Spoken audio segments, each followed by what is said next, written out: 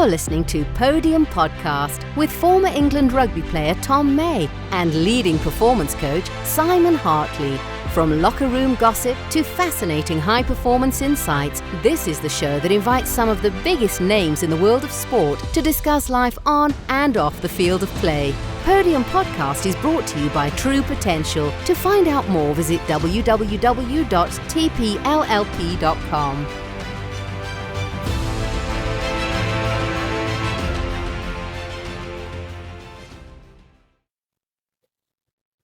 Simon, good to see you. We are back for another podcast. Yes, good to see you too, mate. You getting any sleep? Bit more. Not much. Who needs it? Sleep when you're dead.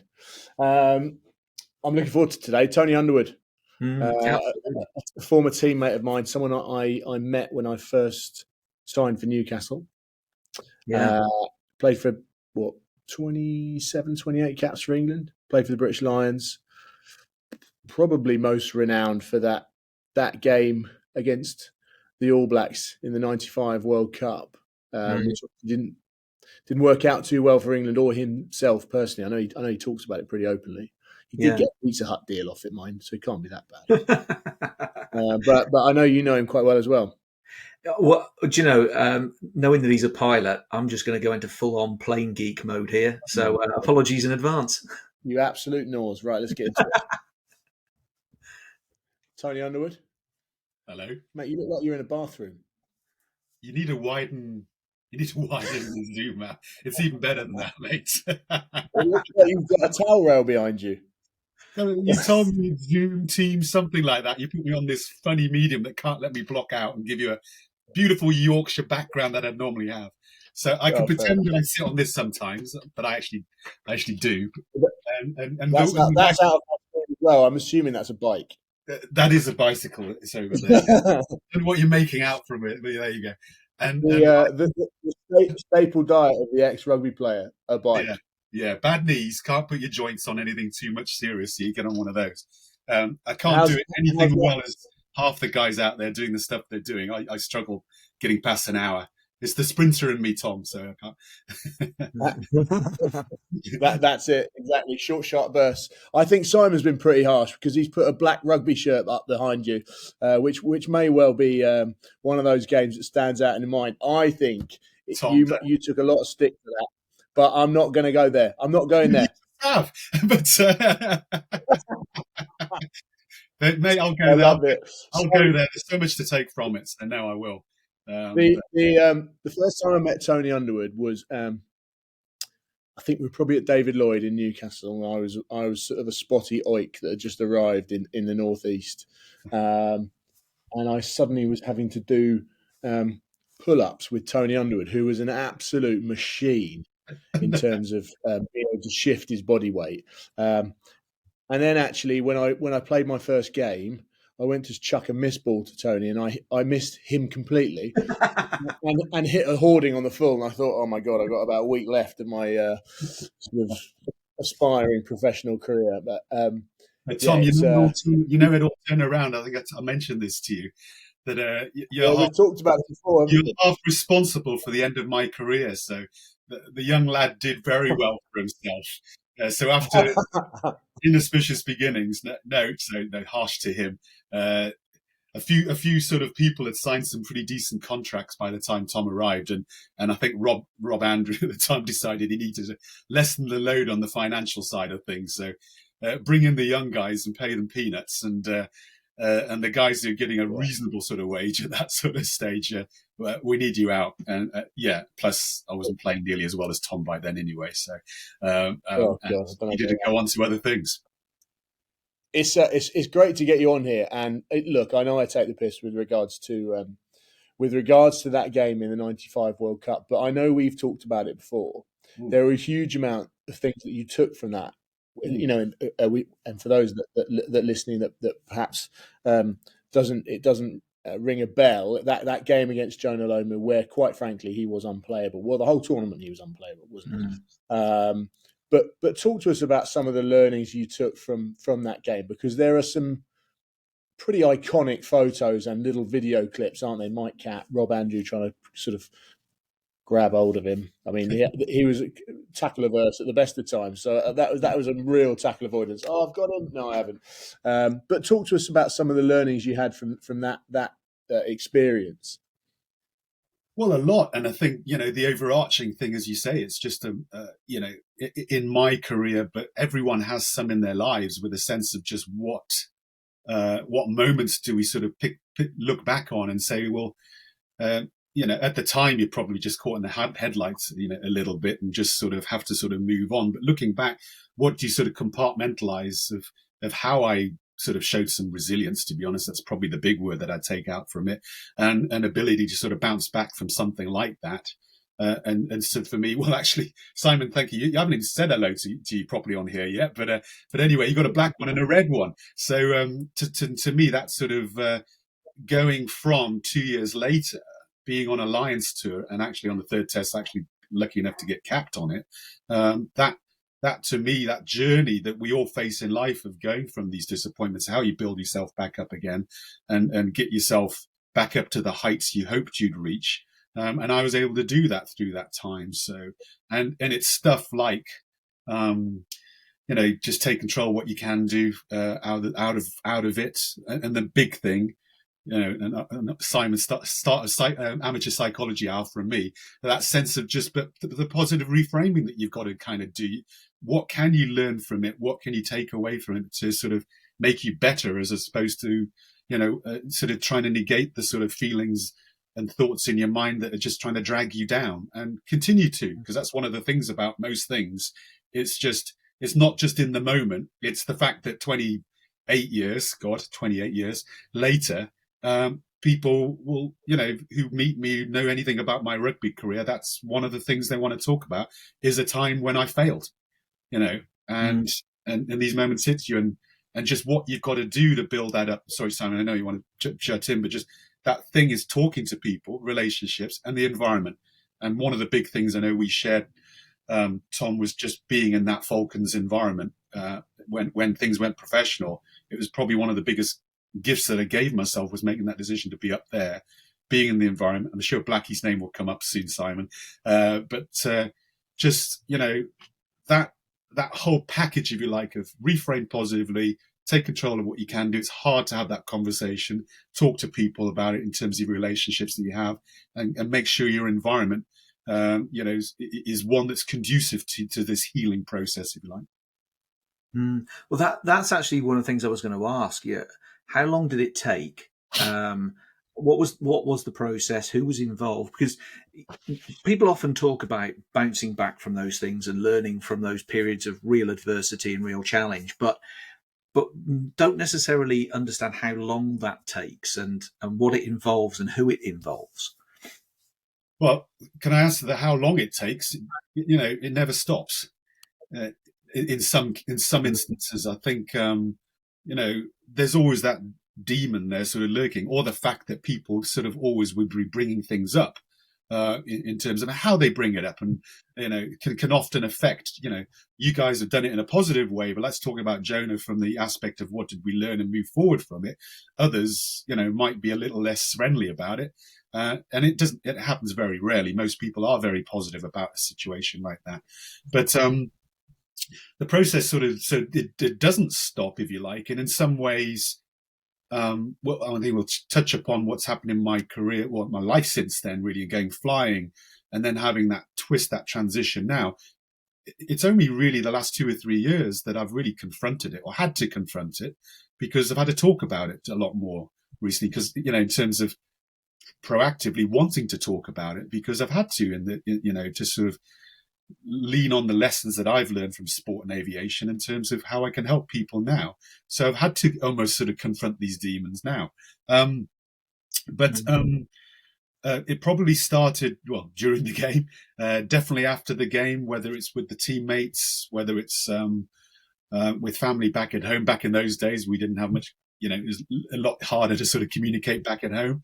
And Austin, I don't know whether you crossed paths with Austin Swain, guys, but he was a psychologist with us in the England group, and hugely beneficial from starting that conversation right there and then to do it. what I will share with you, though, is just how hard that can be. Was, sharing with you the evening where we kind of had to sit down. It was the end of the tournament for us, knocked out semi-final. We'd shared that journey together. We did have a third and fourth game coming up, but that evening, if you like, sort of massed around. It's pretty quiet, just sort of chatter going around. And I thought, well, at some stage we've got to talk about it.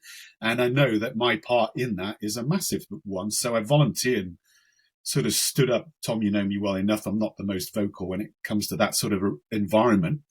Some really strong characters in there. I'm not a strong character. But to stand up in front of them and basically say sorry. But, for my part that I played in today, and just to admit my sort of failings, if you like, when it came to the day, and I'd let everyone down. And a hard thing for anyone to say at the best of times.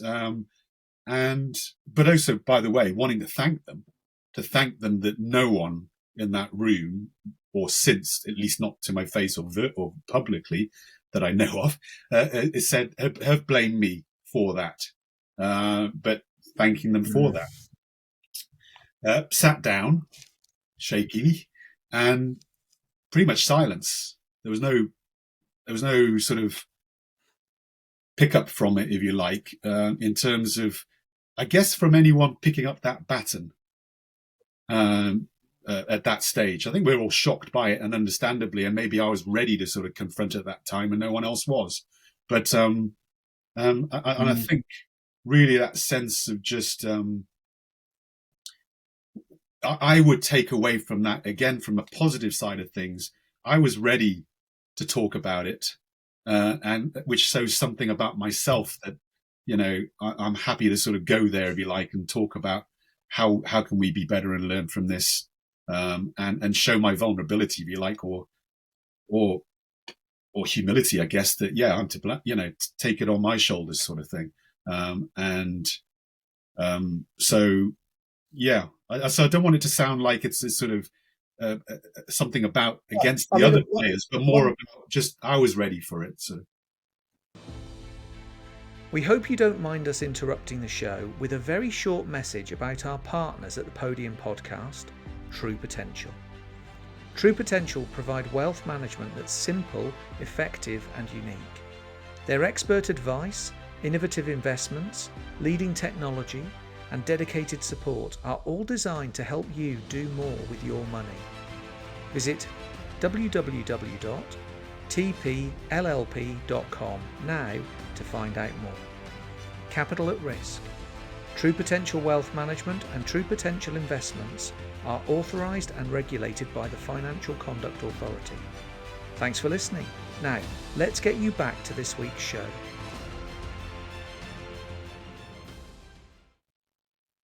One thing I'd raise there, Tony, and I've been in a similar situation, granted not on a world stage in a semi-final when there's so much riding on it.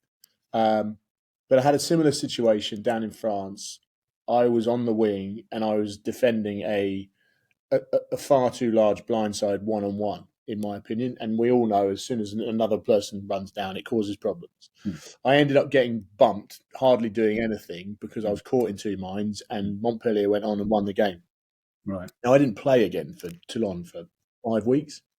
Right. I was basically just, you're out the door. No one spoke to me, nothing. And I was really dealing with that mentally. I took it really personally.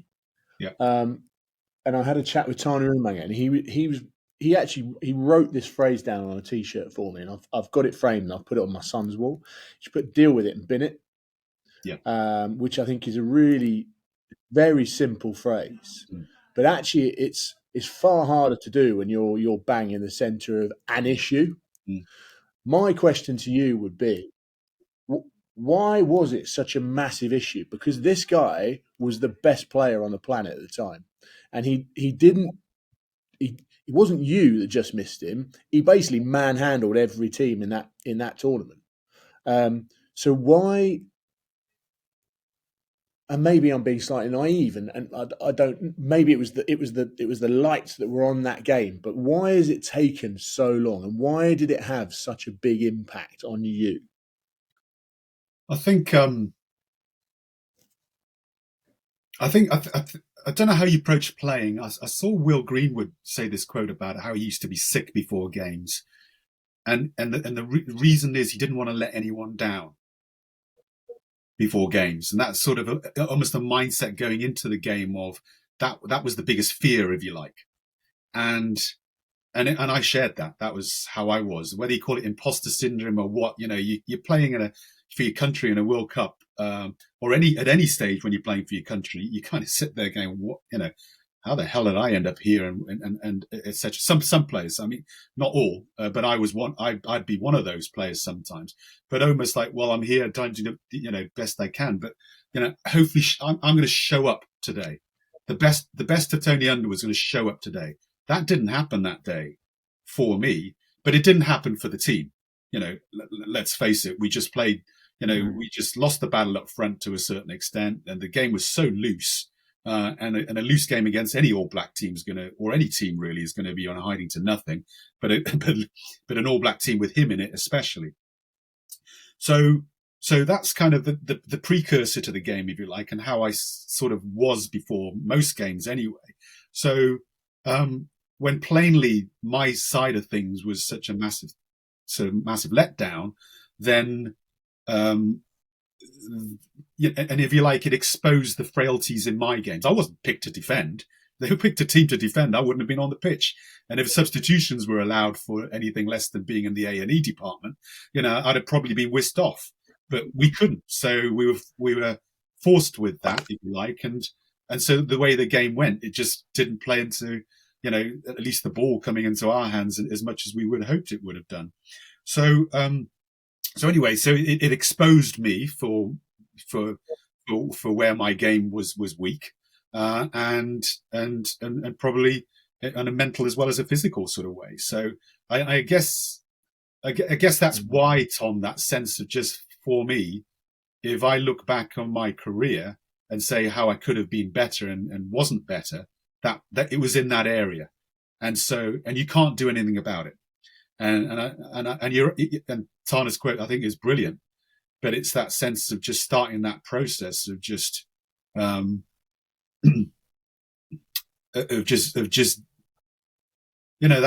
I think the big thing in that area was, we talk about how people's approach to sport or in life or anything some people would be, I want to be the best. And they might be surprised that some of us don't think that. And it's just about being the best version of myself that I can be. And I'm in that sort of latter camp, if you like. Because if you're going to compare yourself to others, I think that's even a quote from the likes of Dan Carter, I think, said, you're always going to be disappointed. And that's Dan Carter, probably one of the best players that ever lived. And so, but with that, and especially in such a physical game that we were involved in, and I'm not a physical player, and my skills weren't about that. But when you up against someone who can match you in terms of what I could do, and then can out physical you as well, if you like, on top of that, in a game that's so that nature, then you always that sort of failing about who I am, or not failing, but that gap in who I am just sort of is manifested in such a sort of visible way in such a big stage. So and I shared with you, Tom, because that sense of just you couldn't do anything for 5 weeks. I couldn't do anything for months about it, because half of that problem we always want to do about that sense of, well, you can show vulnerability if you've been credible.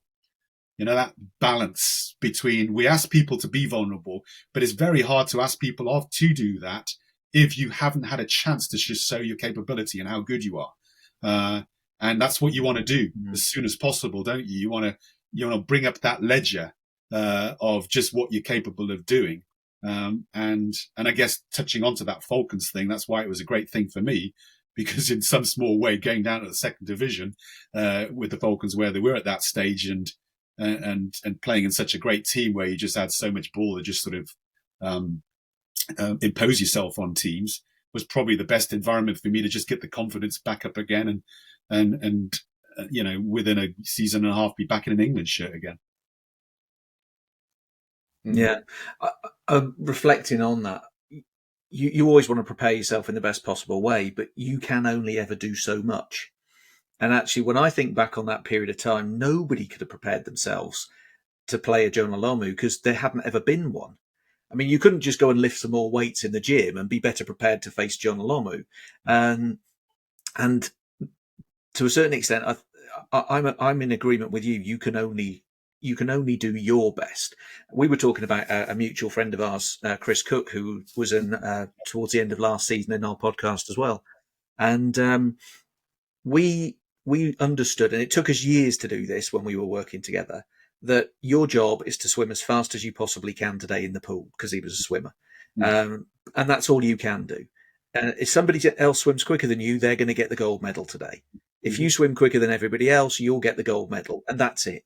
Yeah. And that's all you can do. But when you look back and say, have I got any regrets? You can prepare as well as you can possibly prepare, but it might not be enough to beat the world champion today. They might just be quicker.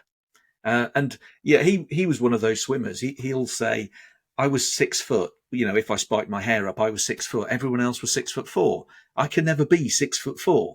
I just can't. I can't go into the gym and gain more height. Yeah. So I've got the gifts that I've got, and I've got to make the best of those. And at the end of it, if I turn around and say, have I got any regrets? Really, I've got to look at, did I give it everything I could? Simon, you sort of got a foot in both camps in terms of business and sport. Clearly, that fear of failure is a big driver within sport. How much have you experienced that within business? Yeah, it's there. Imposter syndrome's there. Fear of failure's there. Absolutely. And some of the feeling of pressure that we get, I've started to get my head into what is pressure, what is fear. And my conclusion on it is that you can only ever experience either pressure or fear through your imagination. You can only imagine it. And it took me a while to do this. Actually, I did a really, really daft challenge a few years ago, a 100-mile walk. And it was 100 miles in 24 hours. So you have to walk through the night. So I'm walking. It's actually not very far from where I'm living now. Walked across some open countryside in the pitch black, and I heard these noises. And you can imagine what started to go on in my mind. In reality, it's a rabbit or a fox or something. In my mind, it's a bloody zombie. Mm-hmm. Yeah. So I started. How old are you? Yeah, exactly. Yeah. I'll say young, but it was what, 2016, so a handful of years ago. And so I started quickening my pace. I started running across this field. I'm thinking, what am I running from? I'm running from my imagination. What I'm scared of is my imagination. With pressure, it's always something that's in the future. We attach ourselves to this outcome in the future. We want the success, but it's in the future, so it's unknown and it's not in our control. But the emotional attachment that we create to this thing, if we get the good outcome, we're happy. If we get the bad outcome, we're not. We're going to be sad. But more than that, we'll think well of ourselves. If we get the good outcome, we'll see ourselves as a success. If we get the good outcome, we'll see ourselves as a failure if we get the not so great outcome. And it's this that creates that sort of feeling of angst, especially if we will judge ourselves, we think we'll be judged, all that sort of stuff. But because it's in the future, it has to be our imagination. There's nothing else that it can be, because we as human beings can only experience the future through our imagination, to imagine it. Past through memory, future through imagination, and present through senses and thoughts. I think a lot of sport is focused on end results. It's focused on winning championships. It's focused on winning silverware, winning leagues, whatever it might be, winning games. So it's that end point. Now, one of the things that it's taken me years to get comfortable with, maybe I'm not really that good at it, I'm just aware of it, is we all, well, especially Steve Black, Tony, it would constantly say, enjoy the process. Yeah. Enjoy the now. Yeah. If you can control that moment now, you're one step closer to achieving that outcome, which Actually, if you know where you're going, that's fine. Then reverse engineer it and do it bit by bit, step by step. Yeah. That takes some doing up top, though, because you're constantly sort of lifting the lid and going, oh, yeah, it's still there, we're still on track. Yeah. And that means you're still focused on the end result. Yeah. And I guess, especially in business and in life now, where everything's at the click of a button, you expect results now. You expect to, if I press this, I want that. We've got this sort of whole circle of, I want it now, I get it now. There's this impatience to rush through the process, when actually, if we enjoy that process, it becomes far more comfortable for us as individuals. Yeah, I think is it Bill Walsh had that quote about the score takes care of itself. Just get the process right, get everything going, to get the journey that you're taking and how you're conducting this journey right. The score will take its. I think the nearest analogy I get to that is a sense of prophets don't lead, they follow. And so much focus on it as as you say, Tom, back in our day in the world, it was, very much results driven. But if you can just detach yourself from that for a moment and just really, in Blackie's parlance, just focus on the now, and have you got the now and how we're doing this right now, it will take care of itself almost. But and I agree with Tom that there's that sense of just coming to terms with it myself in a lot of ways, that the goal sometimes, if you could articulate it, isn't what you're striving to achieve, but the journey itself. The goal is to conduct yourself on this journey the best possible way you can, and cherish it almost, and sort of really focus on getting the most out of how you're spending your time, as opposed to just focusing on the outcome of it at the end of it. So, yeah. Tony, talking about how you're spending your time, you spent a lot of time in the air. So in your transition, I was thinking about this the other day as we were building up towards this. I still don't reckon I know any other rugby player, certainly, that's converted into a pilot. I think Matthew Tate had a little look. Thank God he's not flying anyone about. But I think it'd be really interesting to see. I mean, how on earth did you end up wanting to be a pilot, ending up in a cockpit, flying firstly for EasyJet, then it was someone in between Emirates, wasn't there? Yeah, Virgin Atlantic. Yeah. Virgin Richie Atlantic. Wallace. How did you end up there? You remember Richie Wallace? He ended up, I think, at Aer Lingus. So he professional pilot out there at the moment, and a winger as well. So well, how did I end up there was. And Simon's sharing with me how he's much more current in the air than I am, flying his Piper Warriors around at the moment towards your private pilot's license. Whereas I haven't flown for 3 years. So, but back in the day, I remember at the Falcons training, Falcons at Kingston Park, you were so focused on your training, you probably didn't notice that above us, there's a bunch of these Piper Warriors doing what we call circuit patterns from Newcastle Airport, just up the road. And it was, on a quiet spell in one of these training sessions when I maybe wasn't focusing on what should have been going on in the training pitch, that I'd sort of had my eyes sort of looking at this thing going backwards and, in one direction, coming over and over and over again. And that's what triggered the sort of thought about, that might be what lays in my future. And bear in mind, Tom, you're a shitload younger than I am, but I was 26 when the game went professional. By the time you arrived, probably later 20s. And always, we didn't know the future of rugby, whether there was one, and let alone whether I would have played a part in it. And I couldn't play much of a longer part because, one, injuries and form, and secondly, youngsters like yourself coming through and kicking me out of my sport. But the likes of yourself and Jamie Noon. So you had to have one eye on what was coming next. And But literally, it shouldn't have been both of them whilst I was in the middle of a training session. I appreciate, but what I'm quite interested in is actually, so you had to regenerate yourself from being a rugby player into a pilot. Yeah. Actually, with all of the goings on with COVID, you've had to regenerate yourself again, haven't you? Yeah, I mean, story of transition, if you like, that we all face in some way, but almost, I think. I don't know, some people, whether it's the days of, being in a job for life have gone now, and they talk about kids these days, they're expecting that they're going to do 4 or 5 different things in their lives, in terms of not just a different job for a different employer, but a totally different career. So doing what I've done is going to be, pretty common, I think, going forward. But I think for most of us, that sense of just that, you've gone through it, how hard it is to kind of, and I guess this, through you talk about the lens, Simon, that sense of the past, the memories, and the future is your imagination or what's there. But the past has such a strong hold upon you, and especially if you've done something that, if you've been blessed or privileged to have done something that is so all encompassing and it has and projects so much to the community, if you like, and the population, that you're known by this. This is your identity. You are a rugby player. How do you shed yourself of that identity? That it's not so much that I put on myself, and luckily most of us don't put too much upon ourselves as of identifying themselves in that, but society identifies you in that in some ways as well.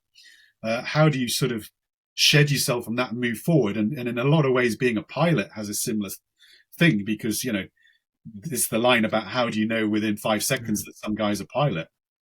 And so, well, they'll tell you, because, because it's, or having the 4 bars on you is such a strong sort of imposition, if you like, or sort of a strong tie to you about, this is what you identify as. I'm a captain of an A380.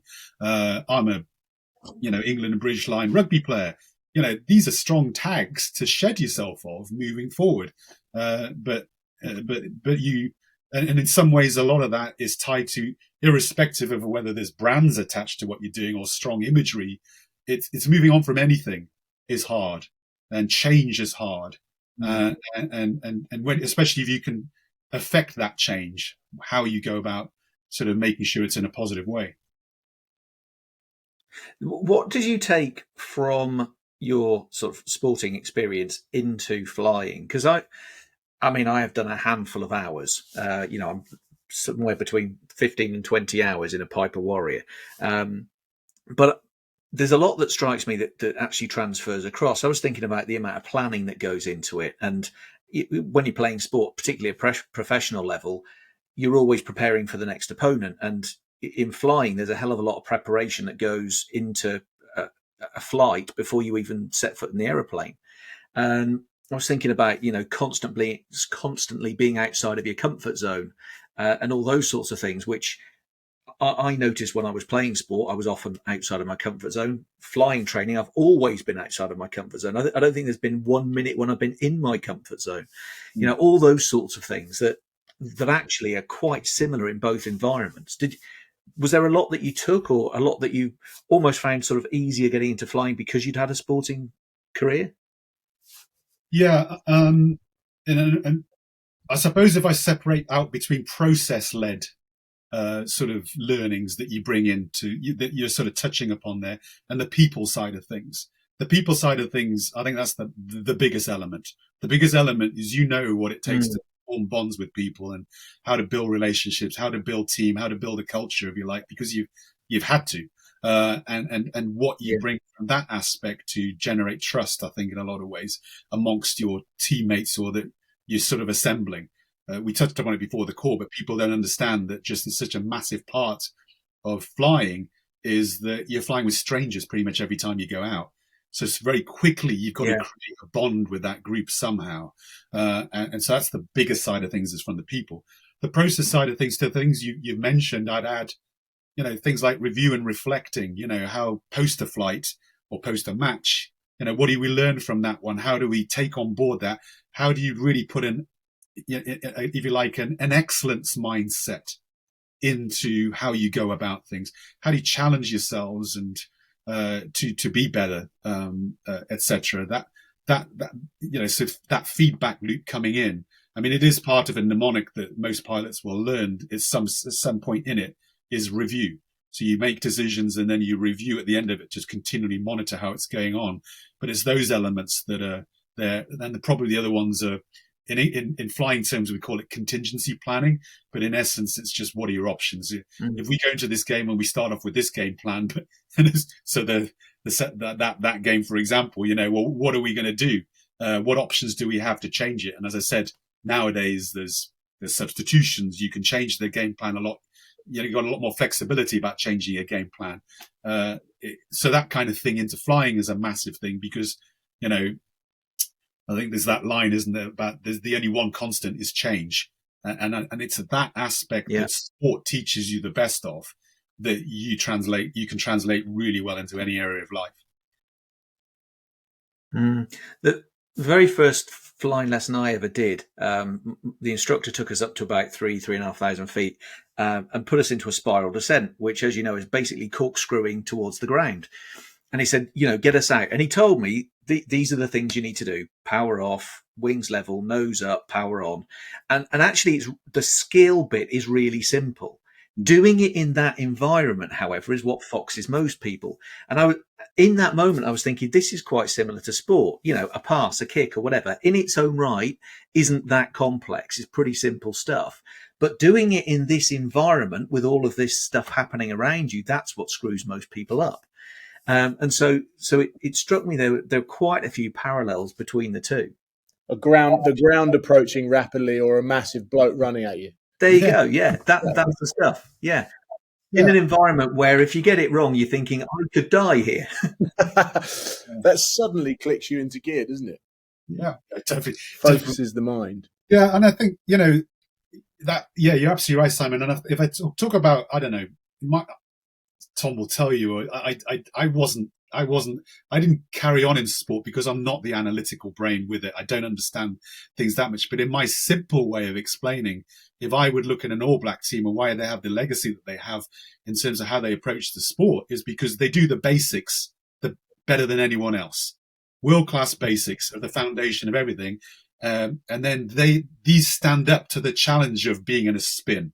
If you get the basics absolutely right, they withstand. They have the robustness and resilience to carry you through most things that you're going to face.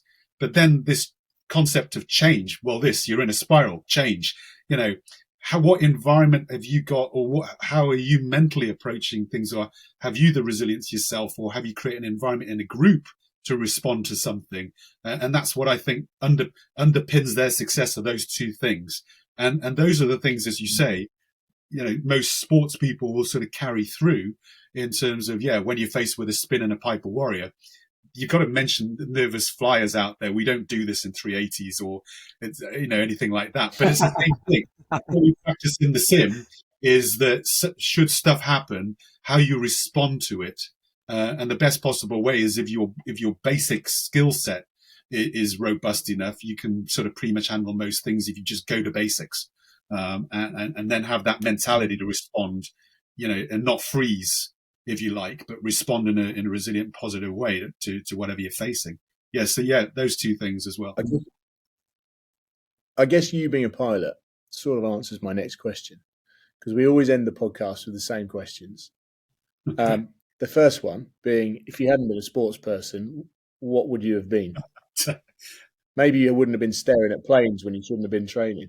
I probably wouldn't have done. No, I mean, I probably wouldn't have been a pilot. So I'd probably go back to, you've got to bear in mind that I was a rugby player, but only for half of my career.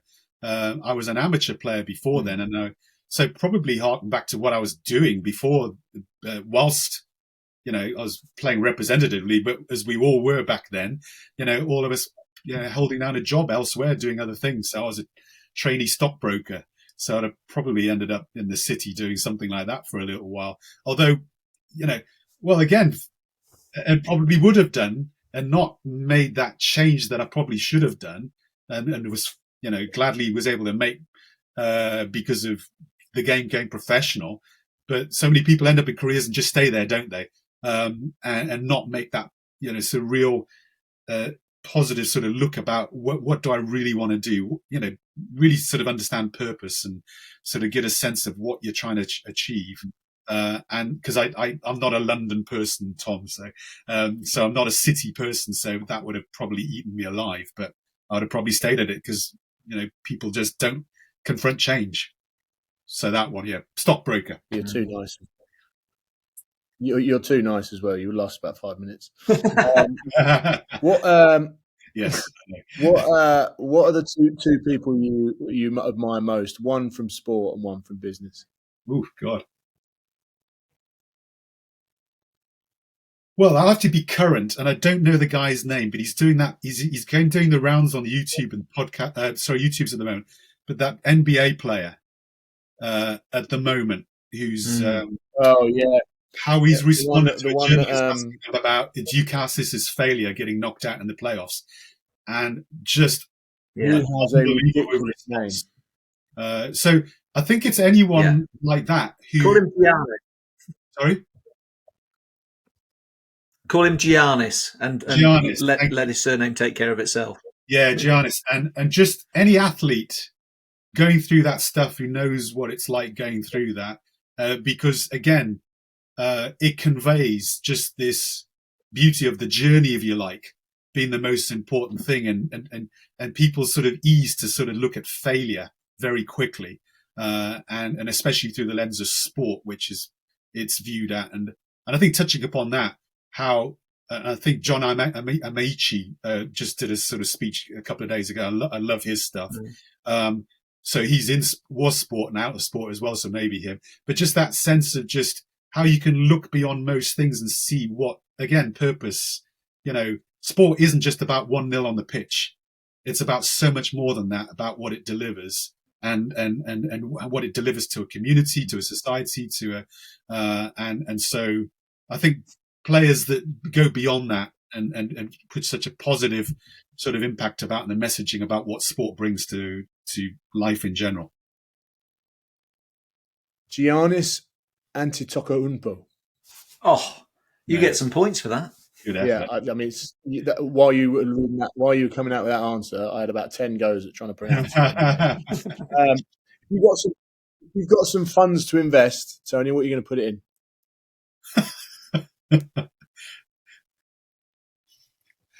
You're going to ask an athlete turned pilot turned coach into what am I going to invest in? That's the first thing you learn when you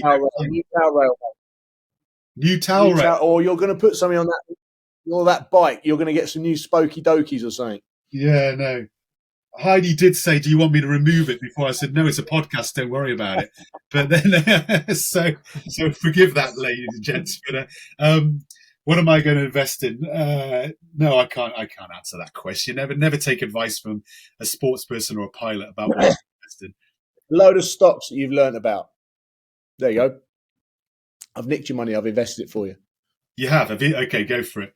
I'm going to trust you with my money. And you can't answer snakes on a plane to this one. You got one film that you can watch for the rest of your life. What's it going to be? Oh, Lordy. Life of Brian. Life of Brian. No, not Top Gun. I was going for Top Gun. Top Gun 2 is a good film and good footage. I never flew the fast jets. So, no, anything that makes me laugh. Anything that makes me laugh. So, puts a smile on your face. And so, yeah. Well, mate, look, it's been great to have you on the podcast. Really interesting to listen to you and your experiences, both in transitioning twice, greedy, and also your experiences in and around that game and how that shaped sort of some of your thought posts. It's been good to catch up with you. I will no doubt see you soon. I hope so anyway. I hope so, Tom. Thanks a lot, Tom. Thanks, Simon. Cheers. Appreciate it.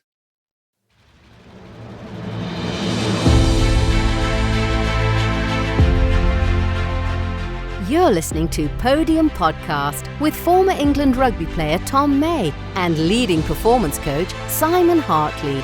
From locker room gossip to fascinating high-performance insights, this is the show that invites some of the biggest names in the world of sport to discuss life on and off the field of play. Podium Podcast is brought to you by True Potential. To find out more, visit www.tpllp.com.